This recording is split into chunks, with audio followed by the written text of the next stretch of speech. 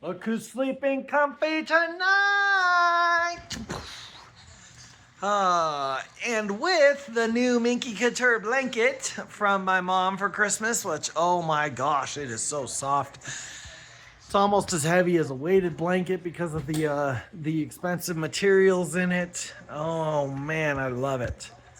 What a great thing to wrap up in after a huge Eagles win. What a win, by the way.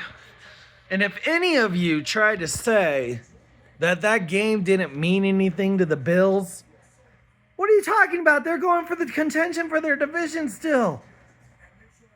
They needed that win.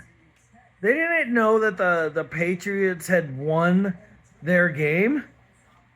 As much as you guys want to think that they scoreboard watch, they don't. But anyways, moving on from that. You could see in Josh Allen's face when he threw his helmet down multiple times that they were trying hard for that game. And by golly, did our defense win that game for us. Because for whatever reason, our offense keeps shutting down in the second half. We keep going to this stupid run, throw scheme, and it doesn't work. And the worst part is mostly it's because of the refs.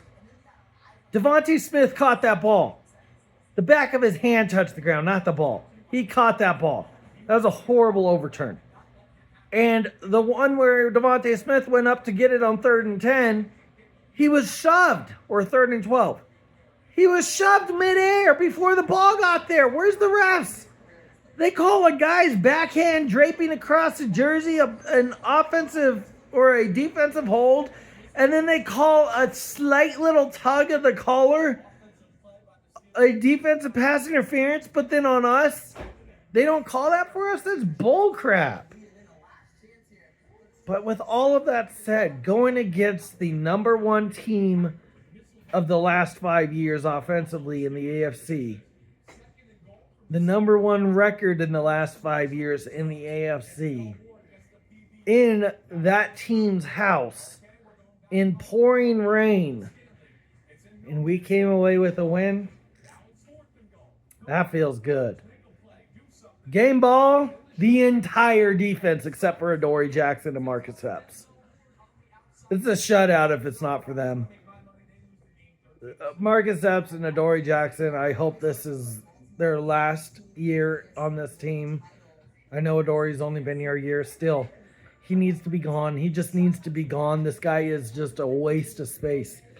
Vic Fangio tells his corners, you could choose how far off you want to start and line up. You can choose. Just as long as you run the scheme, you can choose. I want you to line up comfortably. And what does Adoree do? Oh, he knows he's burnt toast. So he lines up 10 yards off of his receiver and gives a ton of cushion to throw underneath him. And also a ton of cushion to break his ankles.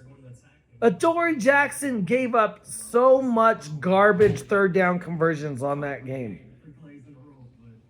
That was horrendous by him. And then Marcus Epps multiple times allowing Cooks or whatever his name is, the guy that Brandon Cooks, I think maybe, I don't know who he is. He's some loser that likes to do this a lot. Some nobody that's never done anything substantial in the league, you know.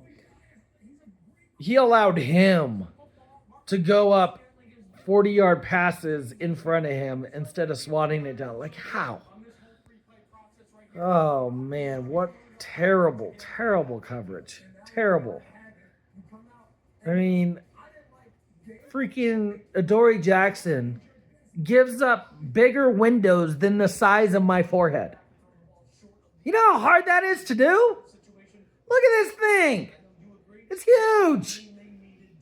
Cover your guy. Ay, ay, ay. So glad Jalen Phillips got up and got back in the game.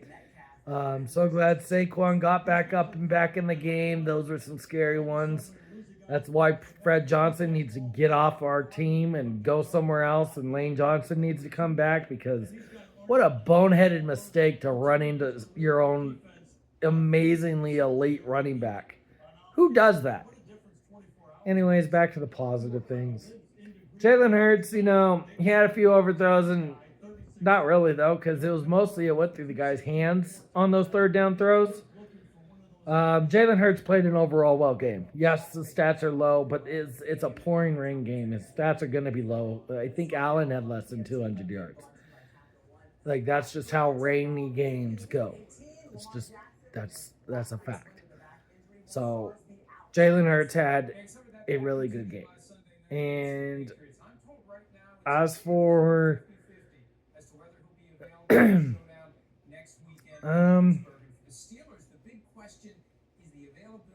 do I want to say this? As for the lack of throws to AJ Brown in the second half, I don't understand it. He was so good in the first half, and then they just stopped going to him in the second half. But Hurts did do well, though, but that just made no sense to me. But anyways, I love that Kevin Patullo somehow is being interviewed for the coaching position of the Jets. Now, I do believe he's being held back until the playoffs on this play calling. But what do they see in him?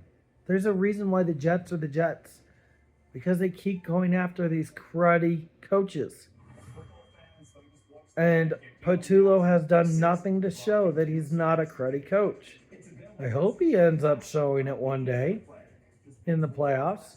I think he can, but yeah. As for the Bills, they went for it on a fourth down, got stuffed, and then they had to do a trick play to get the next fourth down, which of course trick plays work because you don't expect them. But then to go for it on fourth and then go for a 2-point, you really think you're going to convert that many against the champs? Stop disrespecting us. It's the number one defense in the NFL, and they're only getting better. Jalen Carter, what a great return to the season. Oh my gosh, such a great return from injury. That was a fantastic game, Jalen Carter. Anyways, no, we do not bench the starters next week. Yes, play Lane Johnson next week. Shake off the rust. He's an old man, needs to shake off the rust. Play Lane Johnson. Play the starters. Go for that second seed. We need it. We need the second seed. Go for it. That's all. Till next week. Fly, Eagles, fly on the road to victory. Fight, Eagles, fight. Score touchdown, 1, 2, 3. Hit 'em low, hit 'em high, and watch our Eagles fly. Fly, Eagles, fly on the road to victory. Eagles! Have a happy new year.